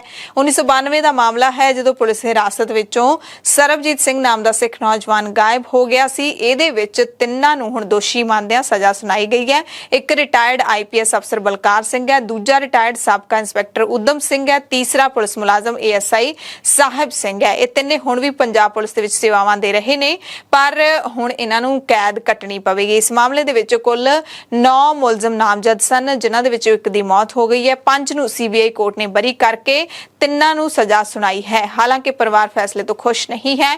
ਪਰਿਵਾਰ ਕਹਿੰਦਾ ਕਿ ਭਾਵੇਂ ਪੁਲਿਸ ਮੁਲਾਜ਼ਮਾਂ ਨੂੰ ਸਜ਼ਾ ਮਿਲ ਗਈ ਹੈ, ਪਰ ਹਾਲੇ ਵੀ ਸਵਾਲ ਤਾਂ ਉਹਨਾਂ ਦੇ ਸਾਹਮਣੇ ਉਸੇ ਤਰ੍ਹਾਂ ਹੀ ਖੜੇ ਨੇ ਕਿ ਸਰਬਜੀਤ ਆਖਿਰਕਾਰ ਕਿੱਥੇ ਹੈ, ਕਿੱਥੇ ਚਲਾ ਗਿਆ, ਨਹੀਂ ਪਤਾ। ਪੁਲਿਸ ਨੇ ਉਸ ਦਾ ਐਨਕਾਊਂਟਰ ਕਰ ਦਿੱਤਾ ਜਾਂ ਫਿਰ ਉਹਦੇ ਨਾਲ ਕੀ ਹੋਇਆ, ਇਹਨਾਂ ਸਵਾਲਾਂ ਦੇ ਜਵਾਬ ਤਾਂ ਹਾਲੇ ਵੀ ਨਹੀਂ ਮਿਲੇ। ਵੇਲੇ ਸਜ਼ਾ ਭਾਵੇਂ ਇਹਨਾਂ ਨੂੰ 3-3 ਸਾਲ ਦੀ ਦੇ ਦਿੱਤੀ ਗਈ ਹੈ, ਕਿਉਂਕਿ ਜੇ ਕਤਲ ਹੋਇਆ ਤਾਂ ਸਜ਼ਾ ਇੰਨੀ ਥੋੜੀ ਨਹੀਂ ਹੋਣੀ ਚਾਹੀਦੀ। ਪਰ ਪੁਲਿਸ ਦੇ ਕਾਰਨਾਮਿਆਂ ਨੂੰ ਹਮੇਸ਼ਾ ਹੀ ਕਹਿ ਸਕਦੇ ਹਾਂ ਇਸ ਮੁਲਕ ਦਾ ਕਾਨੂੰਨ ਜ਼ਿਆਦਾਤਰ ਬਚਾ ਕੇ ਹੀ ਰੱਖਦਾ ਹੈ। ਸੰਗਰੂਰ ਤੋਂ ਲੋਕ ਸਭਾ ਮੈਂਬਰ ਬਣੇ ਸਿਮਰਨਜੀਤ ਸਿੰਘ ਮਾਨ ਦਾ ਵਿਵਾਦ ਖਹਿੜਾ ਨਹੀਂ ਛੱਡ ਰਹੇ। ਹੁਣ ਇੱਕ ਨਵਾਂ ਵਿਵਾਦ ਉਹਨਾਂ ਨੂੰ ਚੰਬੜ ਗਿਆ। ਸੀਨੀਅਰ ਪੱਤਰਕਾਰ BK ਚੰਮ ਦੀ ਕਿਤਾਬ ਦੇ ਵਿੱਚ ਸਿਮਰਨਜੀਤ ਸਿੰਘ ਮਾਨ ਸਿਰਫ ਪੁਲਿਸ ਮੁਕਾਬਲੇ ਦਾ ਦੋਸ਼ ਮੜਿਆ ਹੈ।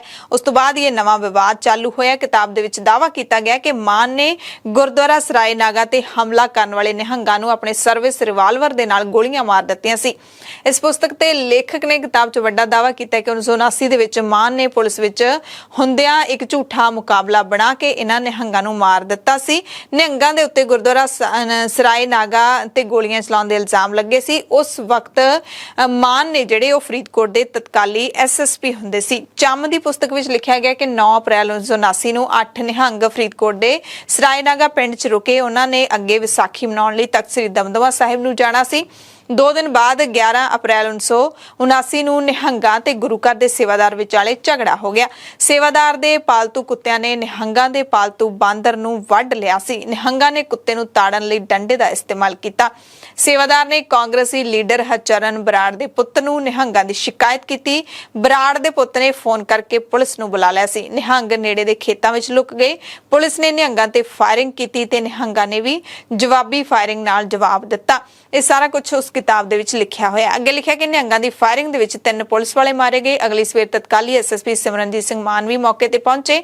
ਪੁਲਿਸ ਨੇ ਗੁਰਦੁਆਰੇ ਤੇ ਗੋਲੀਆਂ ਚਲਾਉਣੀਆਂ ਸ਼ੁਰੂ ਕਰ ਦਿੱਤੀਆਂ ਤੇ ਫਿਰ ਕੁਝ ਲੋਕਾਂ ਦੇ ਦਖਲ ਤੋਂ ਬਾਅਦ ਨਿਹੰਗਾਂ ਨੇ ਸਰੈਂਡਰ ਕਰ ਦਿੱਤਾ। 5 ਨਿਹੰਗਾਂ ਦੀਆਂ ਅੱਖਾਂ ਤੇ ਪੱਟੀ ਅਤੇ ਰੱਸੀਆਂ ਦੇ ਨਾਲ ਬੰਨ੍ਹ ਕੇ ਗੁਰਦੁਆਰੇ ਦੇ ਪਿੱਛੇ ਲਿਜਾਇਆ ਗਿਆ। SSP ਮਾਨ ਨੇ ਆਪਣੀ ਸਰਵਿਸ ਰਿਵਾਲਵਰ ਦੇ ਨਾਲ ਨਿਹੰਗਾਂ ਤੇ ਗੋਲੀ ਚਲਾਈ। ਮਾਨ ਦੀ ਗੋਲੀ ਨਾਲ 2 ਨਿਹੰਗਾਂ ਦੀ ਮੌਤ ਹੋ ਗਈ। ਉਸ ਵੇਲੇ ਦੇ ਜ਼ਿਲ੍ਹਾ ਮੈਜਿਸਟ੍ਰੇਟ ਨੇ SSP ਦਾ ਹੱਥ ਫੜ ਕੇ ਰੋਕ ਲਿਆ ਸੀ। 2 ਹੋਰ ਨਿਹੰਗਾਂ ਨੂੰ ਉੱਥੇ ਮੌਜੂਦ ਇੱਕ ਹੋਰ ਪੁਲਿਸ ਵਾਲੇ ਨੇ ਮਾਰ ਦਿੱਤਾ। ਤੇ ਸਿਮਰਨਜੀਤ ਸਿੰਘ ਮਾਨ ਨੇ ਇਸ ਕਿਤਾਬ ਦੇ ਵਿੱਚ ਲੱਗੇ ਸਾਰੇ ਆਪਣੇ ਖਿਲਾਫ ਜਿਹੜੇ ਇਲਜ਼ਾਮ ਨੇ ਉਹਨਾਂ ਨੂੰ ਖਾਰਿਜ ਕੀਤਾ ਹੈ। ਮਾਨ ਨੇ ਕਿਹਾ ਕਿ ਉਦੋਂ ਕੋਈ ਵੀ ਨਕਲੀ ਪੁਲਿਸ ਮੁਕਾਬਲਾ ਨਹੀਂ ਹੋਇਆ ਸੀ, ਸਗੋਂ ਉਹਨਾਂ ਨੇ ਜ਼ਿਲ੍ਹਾ ਮੈਜਿਸਟ੍ਰੇਟ ਗੁਰਬਖਸ਼ ਸਿੰਘ ਦੇ ਹੁਕਮ ਤੇ ਗੋਲੀਆਂ ਚਲਾਈਆਂ ਸੀ। ਇਸ ਸੰਬੰਧ ਵਿੱਚ ਜ਼ਿਲ੍ਹਾ ਮੈਜਿਸਟ੍ਰੇਟ ਗੁਰਬਖਸ਼ ਸਿੰਘ ਨੇ ਅਦਾਲਤ ਵਿੱਚ ਬਿਆਨ ਵੀ ਦਿੱਤਾ ਸੀ। ਇਹ ਮਾਨ ਦਾ ਸਪਸ਼ਟੀਕਰਨ ਹੈ। ਉਹਨਾਂ ਦੇ ਦੱਸਣ ਮੁਤਾਬਿਕ ਪਹਿਲਾਂ ਨਿਹੰਗਾਂ ਨੇ ਸਰਾਏ ਨਾਗਾ ਗੁਰਦੁਆਰੇ ਤੇ ਕਬਜ਼ਾ ਕੀਤਾ ਸੀ। ਉੱਥੇ ਉਹ ਮਾਸ ਪਕਾ ਰਹੇ ਸੀ, ਨਸ਼ਾ ਕਰ ਰਹੇ ਸੀ। ਉਹਨਾਂ ਨੇ ਪੁਲਿਸ ਵਾਲਿਆਂ ਉੱਤੇ ਵੀ ਗੋਲੀਆਂ ਚਲਾਈਆਂ, 2 ਨੂੰ ਮਾਰ ਦਿੱਤਾ ਸੀ। ਸੂਚਨਾ ਕਹਿੰਦੇ ਉਹਨਾਂ ਨੂੰ ਮਿਲੀ, ਯਾਨੀ ਕਿ ਸੂਚਨਾ ਮਾਨ ਨੂੰ ਮਿਲੀ ਤਾਂ ਮਾਨ ਨੂੰ ਜ਼ਿਲ੍ਹਾ ਮੈਜਿਸਟ੍ਰੇਟ ਗੁਰਬਖਸ਼ ਸਿੰਘ ਨੇ ਹੁਕਮ ਦਿੱਤਾ ਕਿ ਜੇਕਰ ਨਿਹੰਗ ਗੋਲੀ ਚਲਾਉਂਦੇ ਨੇ ਤਾਂ ਪੁਲਿਸ ਵੀ ਗੋਲੀ ਚਲਾ ਸਕਦੀ ਹੈ। ਇਸੇ ਕਰਕੇ ਕਹਿੰਦੇ ਅਸੀਂ ਗੋਲੀਆਂ ਚਲਾਈਆਂ ਸੀ ਜਿਹਦੇ ਵਿੱਚ ਨਿਹੰਗ ਮਾਰੇ ਗਏ। ਮਾਨ ਨੇ ਕਿਹਾ ਕਿ ਜੇ ਨਕਲੀ ਪੁਲਿਸ ਮੁਕਾਬਲਾ ਹੁੰਦਾ ਤਾਂ ਪੁਲਿਸ ਵਾਲੇ ਨਾ ਮਰਦੇ ਹੁੰਦੇ, ਕਿਉਂਕਿ ਨਕਲੀ ਪੁਲਿਸ ਮੁਕਾਬਲੇ ਵਿੱਚ ਪੁਲਿਸ ਵਾਲੇ ਕਦੇ ਨਹੀਂ ਮਰਦੇ। ਇਹ ਅਸਲੀ ਪੁਲਿਸ ਮੁਕਾਬਲਾ ਸੀ। ਹਾਲਾਂਕਿ ਸਿਮਰਨਜੀਤ ਸਿੰਘ ਮਾਨ ਨੇ ਇਸ ਗੱਲ ਤੋਂ ਇਨਕਾਰ ਨਹੀਂ ਕੀਤਾ ਕਿ ਉਹਨਾਂ ਨੇ ਨਿਹੰਗਾਂ ਨੂੰ ਗੋਲੀ ਨਹੀਂ ਮਾਰੀ, ਪਰ ਨਾਲ ਹੀ ਇਹ ਵੀ ਦੱਸਿਆ ਹੈ ਕਿ ਗੋਲੀ ਮੁਕਾਬਲੇ ਦੇ ਵਿੱਚ ਵੱਜੀ ਸੀ। ਨਿਹੱਥੇ ਨਿਹੰਗਾਂ ਦੇ ਉੱਤੇ ਗੋਲੀਆਂ ਨਹੀਂ ਵਰਾਈਆਂ ਗਈਆਂ। घुसपैठ कर दी है और 2 पुलिस वाले मार दी हैं, इसको ख़त्म किए। तो उस समय हमारे डिस्ट्रिक्ट मैजिस्ट्रेट गुरबख्श सिंह गोसल थे। डिस्ट्रिक्ट मैजिस्ट्रेट ने ऑर्डर किया था कि अगर निहंग फायर कर रहे हैं तो पुलिस को भी इजाज़त है कि जवाबी फायर करे। उसमें निहंग मारे गए थे, पुलिस वाले भी मारे गए थे। जो झूठा इनकाउंटर होता है उसमें सरकार की फौज और पुलिस मारी नहीं जाती। ਹਾਈਕੋਰਟ ਤੋਂ ਬਿਕਰਮ ਸਿੰਘ ਮਜੀਠੀਆ ਨੂੰ ਫੇਰ ਝਟਕਾ ਮਿਲਿਆ ਹੈ। ਜੇਲ੍ਹ 'ਚ ਬੰਦ ਬਿਕਰਮ ਸਿੰਘ ਮਜੀਠੀਆ ਦੀ ਜ਼ਮਾਨਤ ਪਟੀਸ਼ਨ ਤੇ ਸ਼ੁੱਕਰਵਾਰ ਨੂੰ ਵੀ ਸੁਣਵਾਈ ਸ਼ੁਰੂ ਨਹੀਂ ਹੋ ਸਕੀ। ਇਸ ਪਿੱਛੇ 2 ਅਹਿਮ ਕਾਰਨ ਮੰਨੇ ਜਾ ਰਹੇ ਨੇ। ਪਹਿਲਾਂ ਅਦਾਲਤ ਵਿੱਚ ਜਿਵੇਂ ਹੀ ਕਾਰਵਾਈ ਸ਼ੁਰੂ ਹੋਈ ਤਾਂ ਸਰਕਾਰੀ ਵਕੀਲ ਨੇ ਦਲੀਲ ਦਿੱਤੀ ਕਿ ਇਸ ਮਾਮਲੇ ਵਿੱਚ ਜਲਦ ਹੀ ਸੀਨੀਅਰ ਵਕੀਲ ਪੇਸ਼ ਹੋਣਗੇ। ਉਧਰ ਬਿਕਰਮ ਸਿੰਘ ਮਜੀਠੀਆ ਦੇ ਵਕੀਲ ਨੇ ਵੀ ਦਸਤਾਵੇਜ਼ ਪੂਰੇ ਨਾ ਹੋਣ ਕਰਕੇ ਹੋਰ ਸਮਾਂ ਮੰਗਿਆ ਤੇ ਹੁਣ 29 ਜੁਲਾਈ ਨੂੰ ਮਜੀਠੀਆ ਦੀ ਜ਼ਮਾਨਤ ਪਟੀਸ਼ਨ ਤੇ ਸੁਣਵਾਈ ਹੋਵੇਗੀ। ਇਸ ਤੋਂ ਪਹਿਲਾਂ ਮਜੀਠੀਆ ਦੀ ਪਟੀਸ਼ਨ ਤੇ 2 ਜੱਜਾਂ ਨੇ ਨਿੱਜੀ ਕਾਰਨਾਂ ਦੀ ਵਜ੍ਹਾ ਕਰਕੇ ਸਮੇਂ-ਸਮੇਂ ਤੇ ਸੁਣਵਾਈ ਕਰਨ ਤੋਂ ਇਨਕਾਰ ਕਰ ਦਿੱਤਾ ਸੀ। 8ਵੇਂ ਗੁਰੂ ਸਾਹਿਬ ਬਾਲਾ ਪ੍ਰੀਤਮ ਗੁਰੂ ਹਰਕ੍ਰਿਸ਼ਨ ਸਾਹਿਬ ਦੇ ਪ੍ਰਕਾਸ਼ ਦਿਹਾੜੇ ਮੌਕੇ ਪ੍ਰਕਾਸ਼ ਅਸਥਾਨ ਗੁਰੂ ਸਾਹਿਬ ਦੇ ਪ੍ਰਕਾਸ਼ ਅਸਥਾਨ ਕੀਰਤਪੁਰ ਸਾਹਿਬ ਦੇ ਗੁਰਦੁਆਰਾ ਸ਼ੀਸ਼ ਮਹਿਲ ਵਿਖੇ ਕਰਵਾਏ ਸਮਾਗਮ 'ਚ ਪਹੁੰਚੇ ਸ਼੍ਰੀ ਅਕਾਲ ਤਖਤ ਸਾਹਿਬ ਦੇ ਜਥੇਦਾਰ ਗਿਆਨੀ ਹਰਪ੍ਰੀਤ ਸਿੰਘ ਬੰਦੀ ਸਿੰਘਾਂ ਦੀ ਰਿਹਾਈ ਨੂੰ ਲੈ ਕੇ ਕਾਫੀ ਗੁੱਸੇ ਵਿੱਚ ਦਿਖੇ। ਉਹਨਾਂ ਨੇ ਦਿੱਲੀ ਦੇ ਮੁੱਖ ਮੰਤਰੀ ਅਰਵਿੰਦ ਕੇਜਰੀਵਾਲ ਨੂੰ ਖਰੀਆਂ ਸੁਣਾਈਆਂ। ਜਥੇਦਾਰ ਨੇ ਕਿਹਾ ਕਿ ਮੀਂਹ ਦੇ ਵਿੱਚ ਸਿੱਖ ਜਥੇਬੰਦੀਆਂ ਬਾਹਰ ਖੜੀਆਂ ਰਹੀਆਂ ਦਿੱਲੀ ਜਾ ਕੇ, ਪਰ ਦਿੱਲੀ ਦੇ ਮੁੱਖ ਮੰਤਰੀ ਬਾਹਰ ਹੀ ਨਹੀਂ ਨਿਕਲੇ। ਜਥੇਦਾਰ ਨੇ ਕਿਹਾ ਕਿ ਸ਼੍ਰੋਮਣੀ ਕਮੇਟੀ ਜਿਸ ਦੀ ਇੱਕ ਦਹਾੜ ਨਾਲ ਦਿੱਲੀ ਦਾ ਤਖਤ ਹਿਲ ਜਾਂਦਾ ਸੀ, ਅੱਜ ਉਹਨੂੰ ਇੰਨੀ ਕਮਜ਼ੋਰ ਕਰ ਦਿੱਤਾ ਗਿਆ ਹੈ ਕਿ ਇੱਕ ਲਾਲਾ ਬਾਹਰ ਆ ਕੇ ਨਹੀਂ ਮਿਲਦਾ। ਇਹ ਸਾਡੀ ਕਮਜ਼ੋਰੀ ਨਹੀਂ ਤਾਂ ਕੀ ਹੈ? ਕਹਿੰਦੇ ਮੈਂ ਪ੍ਰਧਾਨ ਸਾਹਿਬ ਨੂੰ ਕਹਿਣਾ ਚਾਹੁੰਦਾ ਕਿ ਕੋਈ ਜ਼ਰੂਰਤ ਨਹੀਂ ਹੈ ਇਹਨਾਂ ਦੇ ਸਾਹਮਣੇ ਲੇਲੜੀਆਂ ਕੱਢਣ ਦੀ, ਕਿਉਂਕਿ ਅਸੀਂ ਤਾਂ ਉਸ ਵੇਲੇ ਵੀ ਲੇਲੜੀਆਂ ਨਹੀਂ ਕੱਢੀਆਂ ਜਦੋਂ ਸਾਡਾ ਬੰਦ ਕੱਟਿਆ ਜਾ ਰਿਹਾ ਸੀ। ਇਸ ਹਕੂਮਤ ਦੇ ਮੂੰਹ ਤੇ ਅੱਜ ਦਾ ਇਤਿਹਾਸ ਥੁੱਕੇਗਾ ਕਿਵੇਂ ਉਸ ਹਕੂਮਤ ਨੇ ਉਮਰਾਂ ਗਵਾ ਕੇ ਸਜ਼ਾਵਾਂ ਪੂਰੀਆਂ ਕਰਨ ਦੇ ਬਾਵਜੂਦ ਸਿੰਘਾਂ ਨੂੰ ਜੇਲ੍ਹਾਂ ਦੇ ਵਿੱਚ ਬਿਠਾ ਕੇ ਰੱਖਿਆ ਰਿਹਾ ਨਹੀਂ ਕੀਤਾ। ਉਹ ਸ਼੍ਰੋਮਣੀ ਗੁਰਦੁਆਰਾ ਪ੍ਰਬੰਧਕ ਕਮੇਟੀ ਜੀ ਦੀ ਦਹਾੜ ਦੇ ਨਾਲ ਦਿੱਲੀ ਦਾ ਤਖਤ ਹਿਲਦਾ ਸੀ, ਅੱਜ ਇੰਨੀ ਕਮਜ਼ੋਰ ਕਰ ਦਿੱਤੀ ਹੈ ਕਿ ਦਿੱਲੀ ਦਾ ਲਾਲਾ ਜਿਹੜਾ ਇਹਨਾਂ ਨੂੰ ਬਾਹਰ ਆ ਕੇ ਨਹੀਂ ਮਿਲਦਾ। ਇੰਨੀ ਪੇਚਰੀ ਹਾਲਤ ਕਰ ਦਿੱਤੀ ਹੈ ਸ਼੍ਰੋਮਣੀ ਗੁਰਦੁਆਰਾ ਪ੍ਰਬੰਧਕ ਕਮੇਟੀ ਦੀ ਕਿ ਮੁੱਖ ਮੰਤਰੀ ਜ਼ਰੂਰਤ ਨਹੀਂ ਸਮਝਦਾ ਕਿ ਮੇਰਾ ਇੱਕ ਅਫਸਰ ਜਿਹੜਾ ਹੈ ਉਹ ਜਾ ਕੇ ਪ੍ਰਧਾਨ ਤੋਂ ਮੈਮੋਰੈਂਡਮ ਲੈ ਕੇ। ਮੈਂ ਪ੍ਰਧਾਨ ਸਾਹਿਬ ਬੈਠੇ ਕਹਿਣਾ ਚਾਹਾਂਗਾ ਕਿ ਕੋਈ ਲੋੜ ਨਹੀਂ ਹੈ ਲੇਲੜੀਆਂ ਕੱਢਣ ਦੀ। ਸਾਡਾ ਵਕਤ, ਸਾਡਾ ਇਤਿਹਾਸ ਲਿਖ ਰਿਹਾ। ਅਸੀਂ ਉਸ ਵਕਤ ਲੇਲੜੀਆਂ ਨਹੀਂ ਕੱਢੀਆਂ ਜਦੋਂ ਸਾਡੇ ਬੰਦ ਕੱਟੇ ਜਾ ਰਹੇ ਸੀ। ਅਸੀਂ ਉਸ ਵਕਤ ਲੇਲੜੀਆਂ ਨਹੀਂ ਕੱਢੀਆਂ ਜਦੋਂ ਸਾਡੀਆਂ ਖੋਪੜੀਆਂ ਲੈ ਰਹੀਆਂ ਸੀ। 100 ਸਾਲ ਬਾਅਦ, 200 ਸਾਲ ਬਾਅਦ ਇਸ ਹਕੂਮਤ ਦੇ ਮੂੰਹ ਦੇ ਉੱਤੇ ਸਾਡਾ ਇਤਿਹਾਸ ਜਿਹੜਾ ਹੈ ਉਹ ਥੁੱਕੂਗਾ। ਇਸੇ ਦਰਮਿਆਨ ਕੇਜਰੀਵਾਲ ਦੇ ਖਿਲਾਫ ਸਖਤ ਟਿੱਪਣੀ ਕਰਨ ਤੋਂ ਬਾਅਦ ਜਥੇਦਾਰ ਸਾਹਿਬ ਨੇ ਐਸਜੀਪੀਸੀ ਨੂੰ ਬੰਦੀ ਸਿੰਘਾਂ ਦੀ ਰਿਹਾਈ ਤੇਜ਼ ਕਰਨ ਦੇ ਲਈ 5 ਨਿਰਦੇਸ਼ ਵੀ ਦਿੱਤੇ ਨੇ। ਪਹਿਲਾ ਹੈ ਕਿ ਐਸਜੀਪੀਸੀ ਗੁਰੂ ਘਰਾਂ ਦੇ ਦਰਵਾਜ਼ਿਆਂ ਤੇ ਬੰਦੀ ਸਿੰਘਾਂ ਦੀਆਂ ਤਸਵੀਰਾਂ ਲਾਵੇ, ਫਲੈਕਸ ਬੋਰਡ ਲਾਏ ਜਾਣ, ਉਸ ਤੇ ਲਿਖਿਆ ਜਾਵੇ ਕਿ ਬੰਦੀ ਸਿੰਘਾਂ ਨੂੰ ਕਿੰਨਾ ਸਮਾਂ ਜੇਲ੍ਹ 'ਚ ਹੋਇਆ ਹੈ। ਤੀਸਰਾ, ਫਲੈਕਸ ਬੋਰਡ ਤੇ ਵੀ ਲਿਖਿਆ ਜਾਵੇ ਕਿਹੜੀ ਸਰਕਾਰ ਨੇ ਬੰਦੀ ਸਿੰਘਾਂ ਨੂੰ ਰਿਹਾ ਨਹੀਂ ਕੀਤਾ। ਚੌਥਾ, ਜੋੜ ਮੇਲ ਦੇ ਵਿੱਚ ਬੱਚਿਆਂ ਦੇ ਹੱਥਾਂ ਵਿੱਚ ਬੰਦੀ ਸਿੰਘਾਂ ਦੀ ਰਿਹਾਈ ਦੀਆਂ ਤਖਤੀਆਂ ਫੜਾਈਆਂ ਜਾਣ ਤੇ ਪੰਜਵਾਂ, ਦਿੱਲੀ ਦੀਆਂ ਸੜਕਾਂ ਤੇ ਬੰਦੀ ਸਿੰਘਾਂ ਦੀ ਰਿਹਾਈ ਦੀ ਮੰਗ ਨੂੰ ਲੈ ਕੇ ਤਖਤੀਆਂ ਫੜ ਕੇ ਪ੍ਰਦਰਸ਼ਨ ਕੀਤਾ ਜਾਵੇ। ਇਸ ਸਮਾਗਮ ਦੇ ਵਿੱਚ ਕਾਫੀ ਸਾਰੇ ਧਾਰਮਿਕ ਲੀਡਰ ਪਹੁੰਚੇ ਹੋਏ ਸਨ। ਤਖਤ ਸ੍ਰੀ ਕੇਸਗੜ੍ਹ ਸਾਹਿਬ ਦੇ ਜਥੇਦਾਰ ਗਿਆਨੀ ਰਘਬੀਰ ਸਿੰਘ, ਐਸਜੀਪੀਸੀ ਪ੍ਰਧਾਨ ਐਡਵੋਕੇਟ ਹਰਜਿੰਦਰ ਸਿੰਘ ਧਾਮੀ, ਦਮਦਮੀ ਟਕਸਾਲ ਦੇ ਮੁਖੀ ਬਾਬਾ ਹਰਨਾਮ ਸਿੰਘ ਖਾਲਸਾ ਸਮੇਤ ਵੱਡੀ ਗਿਣਤੀ ਦੇ ਵਿੱਚ ਸੰਗਤਾਂ ਗੁਰੂ ਘਰ ਦੇ ਵਿੱਚ ਨਤਮਸਤਕ ਹੋਈਆਂ। ਸ਼੍ਰੀ ਅਖੰਡ ਪਾਠ ਸਾਹਿਬ ਦੇ ਭੋਗ ਪਾਉਣ ਤੋਂ ਬਾਅਦ ਅਰਦਾਸ ਕੀਤੀ ਗਈ ਤੇ ਉਸ ਤੋਂ ਬਾਅਦ ਇਹ ਸਾਰੀਆਂ ਤਕਰੀਰਾਂ ਹੋਈਆਂ।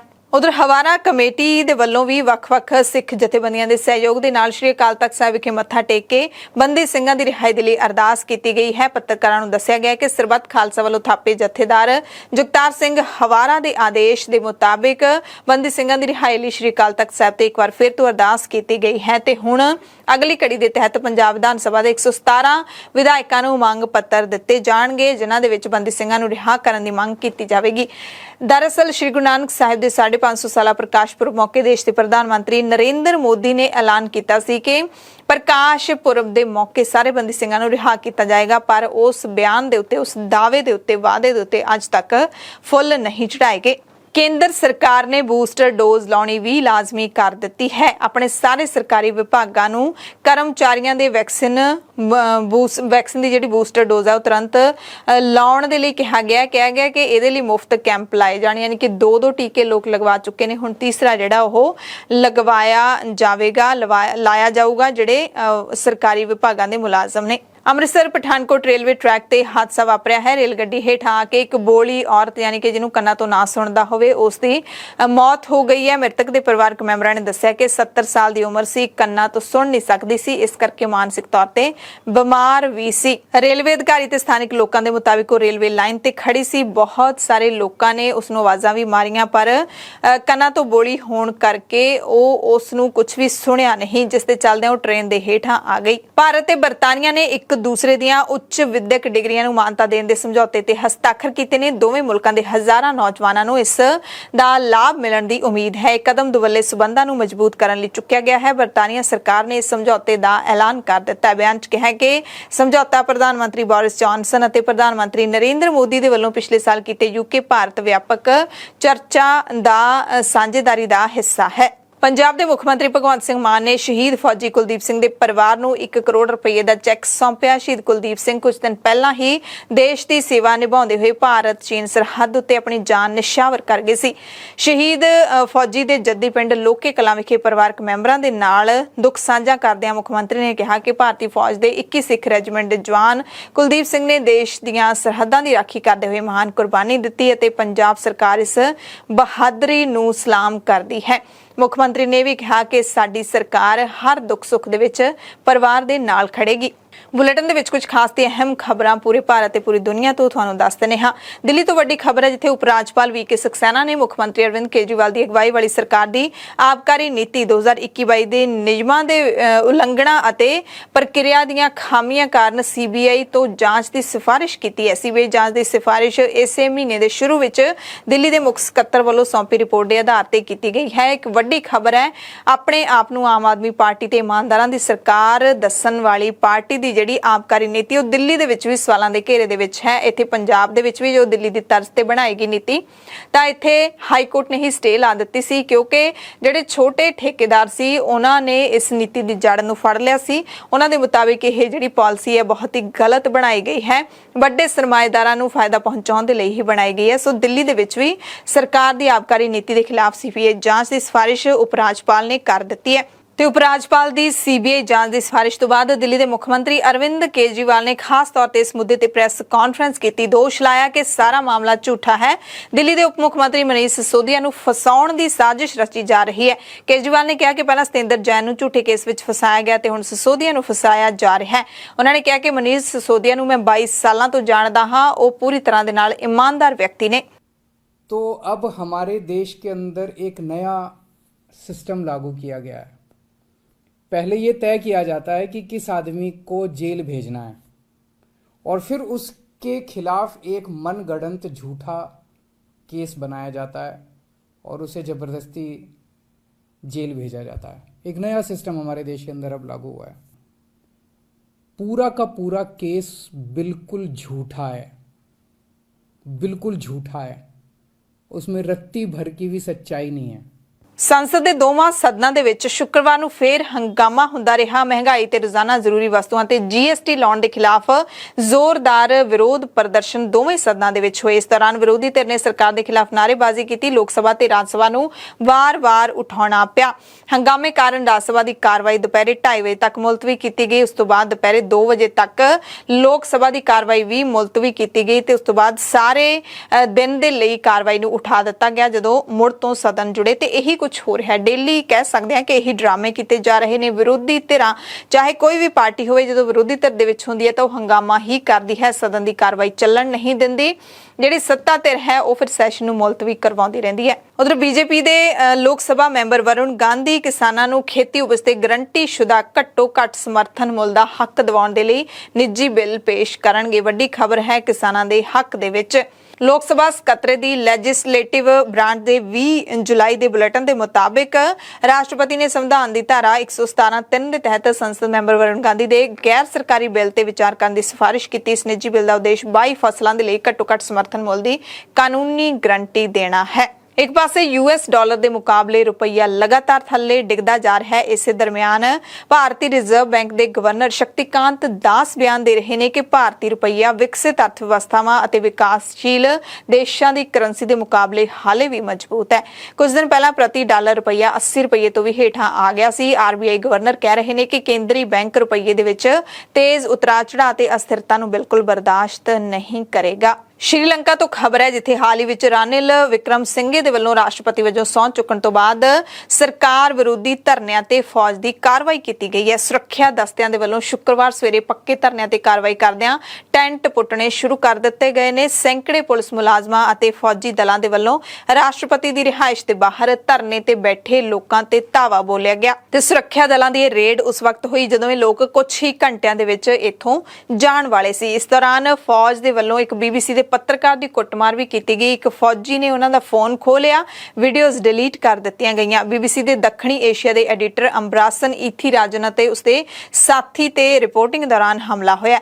ਸ਼੍ਰੀਲੰਕਾ ਆਰਥਿਕ ਸੰਕਟ ਦੇ ਕਾਰਨ ਕਈ ਮਹੀਨਿਆਂ ਤੋਂ ਅਸਥਿਰ ਚੱਲ ਰਿਹਾ ਹੈ ਤੇ ਲੋਕ ਵੱਡੀ ਗਿਣਤੀ ਵਿੱਚ ਇੱਥੇ ਧਰਨੇ, ਪ੍ਰਦਰਸ਼ਨ, ਰੋਸ ਮੁਜ਼ਾਹਰੇ ਕਰ ਰਹੇ ਨੇ ਤੇ ਹੁਣ ਨਵੇਂ ਰਾਸ਼ਟਰਪਤੀ ਦੇ ਰਾਜ ਦੇ ਵਿੱਚ ਲੋਕਾਂ ਨੂੰ ਜ਼ਬਰਦਸਤੀ ਧਰਨਿਆਂ ਤੋਂ ਉਠਾਇਆ ਜਾਣਾ ਸ਼ੁਰੂ ਕਰ ਦਿੱਤਾ ਗਿਆ। ਐਮਰਜੈਂਸੀ ਬੁਲੇਟਿਨ ਦੇ ਵਿੱਚ ਤੁਹਾਡੇ ਸਭ ਤੋਂ ਇਜਾਜ਼ਤ ਚਾਹੁੰਦੇ ਹਾਂ। ਤੁਸੀਂ ਸਾਰੇ ਆਪਣਾ ਧਿਆਨ ਰੱਖਿਓ। ਸਵੇਰ ਦੀਆਂ ਖਬਰਾਂ 'ਚ ਫੇਰ ਮਿਲਾਂਗੇ। ਧੰਨਵਾਦ।